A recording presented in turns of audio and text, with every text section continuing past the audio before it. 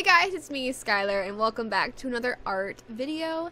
So in today's video, I'm going to be talking about the biggest mistakes that an artist could make ever. So in the background of this video, I am drawing a person who is with a bowl, but I sized down the bowl because I can and I will. So oh my gosh, sorry. But I am actually doing the Draw Yourself as Your Zodiac Sign Challenge. Brunessa actually made it. She's one of my friends, and she designed this challenge. It's basically draw yourself as your zodiac sign, and some of you may or may not know, but I'm a Taurus, so I'm drawing myself hanging with the bowl. I'm just kidding. I'm just drawing like a random person who has like my hair color, aka red hair, but not really. I kind of like drew it purpley-ish, so because it looked better, but whatever, that's besides the point. But I'm gonna put her links in the description because she was the one who made this challenge. So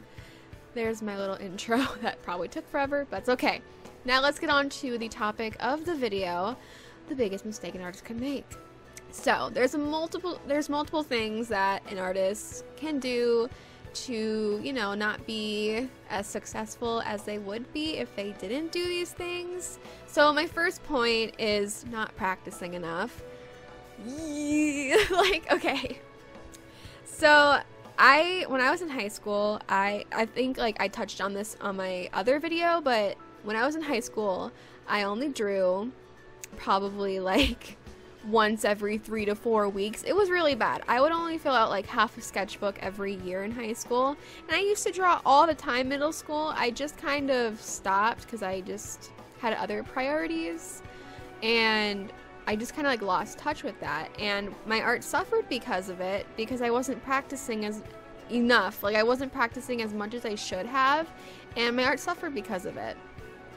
And I think that it's important that if you want to keep doing this, you should put some effort into drawing. And like also, like this kind of goes into like the shell of comparing yourself as well, which is another like no-no. Like some of the biggest mistakes you can make would also be like comparing yourself to other people. And that's what I used to do. I used to be like, oh my gosh, this person is like really freaking good, and I'm never going to get to that level, so why am I even trying?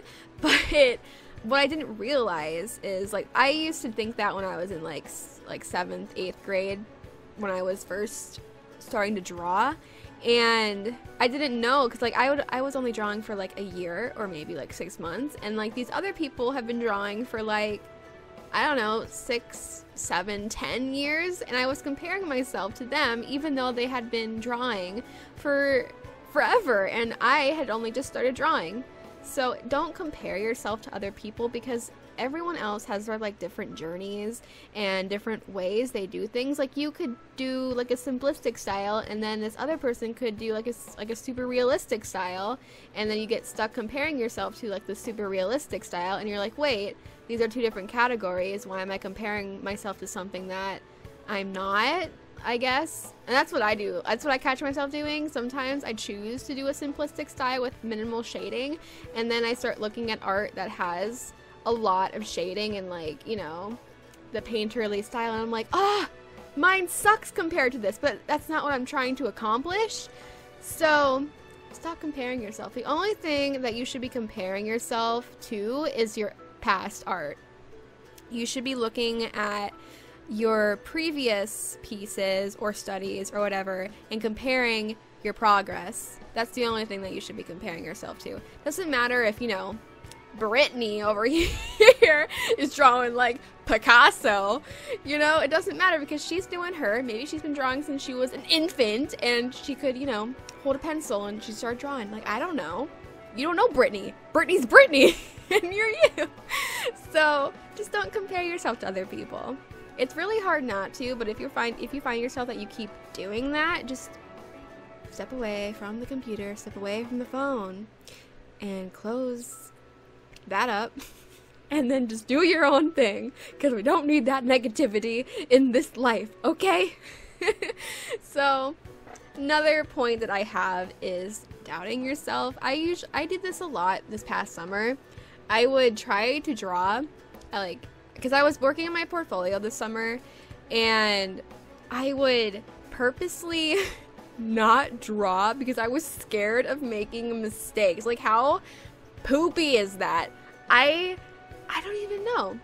It's just, it's not like I wouldn't draw, I would just put it off because I was scared that it wouldn't turn out good. Like the piece that I wasn't even planning yet, I would just put it off because I was scared of failing. And that's stupid, because if you're scared of failing and you're not doing it, you're not gonna get anywhere. It doesn't matter if you're like failing or succeeding. If you're not doing it, you're not doing it. Like my favorite quoter, oh, what did Yoda say? To do or to not do, there is no, wait, I gotta Google this. BRB. Okay, I found the quote, but I'm not sure if this applies. But no, try not, do or do not. There is no try. That was the quote I was talking about. There you go. But if you don't try to do something, you're never going to do it because you're not trying. So I was doubting myself. I was like, you're a mega poop star. You can't draw this. So I just didn't, and I regret that because now I'm still not finished with my portfolio, and I should be finished with my portfolio because I gotta apply to internships, but that's a different story. But at least I'm almost done with it. I've only got my environments left, but that's a different topic for a different day. So don't doubt yourself is the moral of my story. Don't put things off. Like, that's also like a procrastination thing that I think that has like something to do, like if you have this like procrastination trait, because I also do that with like all the rest of the things that I really like to do. And I just think that if you're like more prone to be procrastinating, that's probably a problem. And you know, maybe I should fix that. I'm working on that too. So if you got any tips about like beating procrastination, lay them on me, please, because I'm a procrastinator and I really should work on that. Anyway, different topic. So my other, mistakey, the no-nos, is not doing studies, aka not getting out of your comfort zone. This goes again with being scared of failing. So once upon a time, aka not that long ago, like a year ago, I was basically only doing portraits. Like for the longest time, I think from my junior year to my freshman year of college, which was last year, but I would only draw portraits from like the shoulders up, and I got, pretty decently good at doing portraits, but I never drew bodies, like at all. Like I started drawing them when I was in like 7th or 8th grade, maybe a little bit in high school, like my freshman, sophomore years-ish. But I stopped drawing them.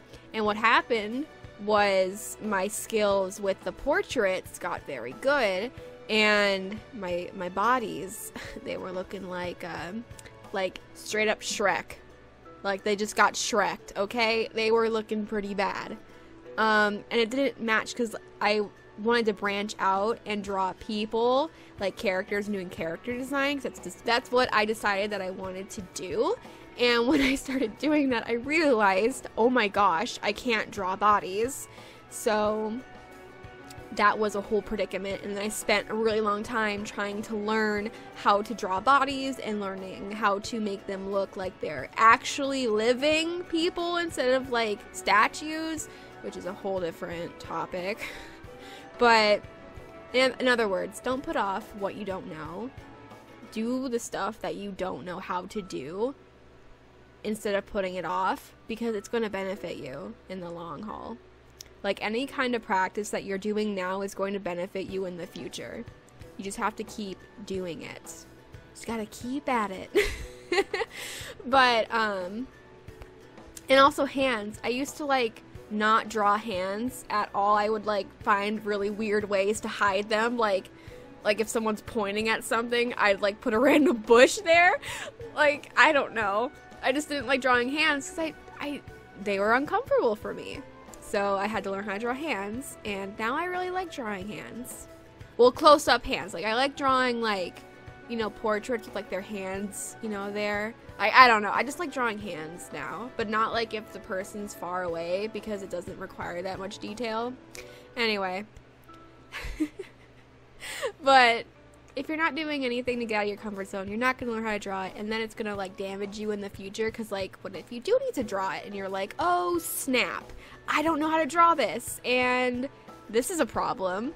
And another thing to help with learning how to draw things new, like, you know, like, if you can draw, you can draw, and you should be able to, like, look at things and be able to draw them, but, you know, you could be better at some things than other things, but, another thing to help you translate what you're seeing onto paper is drawing from life, like I've said before in other videos.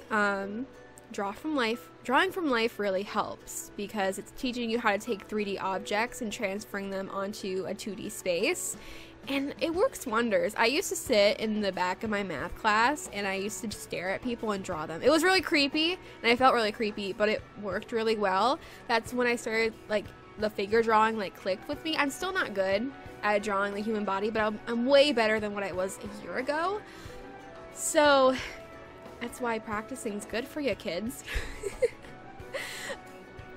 Drawing from life is something that I could definitely benefit from more. I don't do it enough, which I probably should. And another thing that's really important, learn your foundations, okay? I took art classes in high school, so we learned the foundations of art, and we did projects that kind of surrounded the foundations, like doing observations and drawing things that you see, and doing portraits, and, you know, all that fun stuff, figure out painting, color theory. If you don't know anything about color theory, figure drawing, drawing from life, observational, whatever, drawing, I would highly recommend you go and figure that stuff out. And, like, the best, or, like, not knowing how to render anything properly, not knowing how to do black and white pictures, I would highly recommend that you learn how to do that, because that's very important. That's the foundational skills that you need to build off of. I see a lot of kids, I mean, it's not a bad thing. So that's how I started. I started drawing, like, weird anime people when I first started learning how to draw. But when I started learning foundation and drawing what I saw and doing, like, shading studies, I guess, doing all that really, really, really helped me.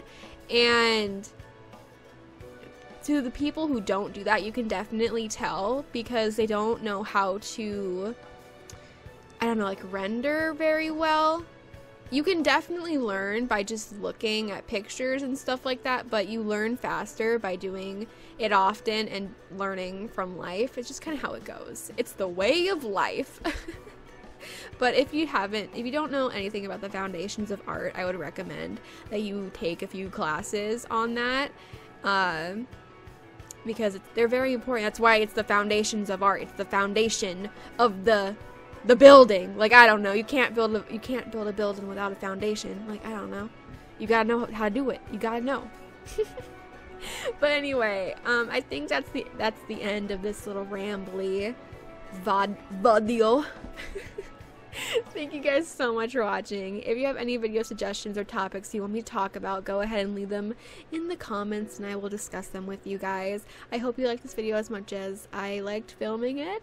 So thank you guys so much for watching, and I will talk to you guys later. Bye for now.